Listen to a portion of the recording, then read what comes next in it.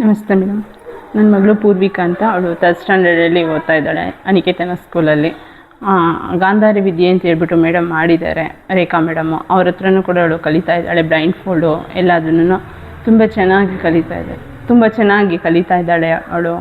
ಮತ್ತು ಅನಿಕೇತನ ಸ್ಕೂಲಲ್ಲಿ ಇದೊಂದು ಆಪರ್ಚುನಿಟಿ ಚೆನ್ನಾಗಿ ಮಾಡಿಕೊಟ್ಟಿದ್ದಾರೆ. ಮುಂಚೆ ಎಲ್ಲ ತುಂಬ ತೀಟೆ ಆಡ್ತಿದ್ಲು, ಮಾತಿಗೆ ಮುಂಚೆ ಹೇಳೋದು ಇದೆಲ್ಲದನ್ನು ಮಾಡ್ತಾಯಿದ್ಲು, ಹೇಳಿದ ಮಾತು ಕೇಳ್ತಾ ಇರಲಿಲ್ಲ. ಇವಾಗ ಸ್ವಲ್ಪ ಇಂಪ್ರೂವ್ ಆಗಿದ್ದಾಳೆ, ಎಲ್ಲದನ್ನು ಕಂಟ್ರೋಲ್ ಮಾಡಿದ್ದಾಳೆ.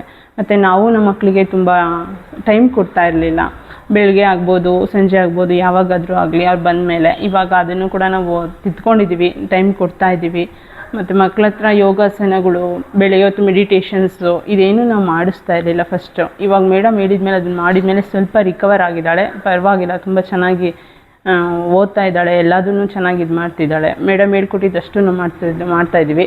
ನೈಟ್ ಟೈಮು ಒಂದು ಲೆಟರ್ ಬರೆಯೋಕ್ಕೆ ಹೇಳಿದ್ದಾರೆ ಪರಮಾತ್ಮಂಗೆ. ಅದನ್ನು ಬರೆದ್ಮೇಲೆ ಬೆಳಗ್ಗೆಯಿಂದ ಸಂಜೆವರೆಗೂ ನಾವೇನು ತಪ್ಪು ಮಾಡಿದ್ರು ಅದನ್ನು ನಾವು ತಿದ್ಕೊಳ್ಳೋವಂಥ ಅವಕಾಶ ನಮಗೆ ಗೊತ್ತಾಗ್ಬಿಡುತ್ತೆ, ನಾವೇನು ತಪ್ಪು ಮಾಡಿದ್ದೀವಿ ಏನು ಅಂತ. ಅದೊಂದು ಚೆನ್ನಾಗಿ ಹೇಳ್ಕೊಟ್ಟಿದ್ದಾರೆ. ಅದನ್ನು ನನ್ನ ಮಗಳು ಮಾಡ್ತಿದ್ದಾಳೆ.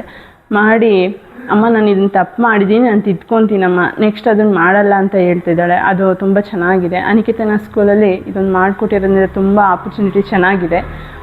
AVM ಸ್ಕೂಲ್ಗಾಗಲಿ, ರೇಖಾ ಮೇಡಮ್ಗಾಗಲಿ, ಕಮ್ಯುನಿಟಿಗಾಗಲಿ ತುಂಬ ಥ್ಯಾಂಕ್ಸ್. ಇದನ್ನೆಲ್ಲ ಹೇಳ್ಕೊಟ್ಟಿದ್ದೀರಾ. ನನ್ನ ಮಕ್ಕಳು ತುಂಬ ಇಂಪ್ರೂವ್ ಆಗಿದ್ದಾಳೆ. ತುಂಬ thank you ma'am. Thank you.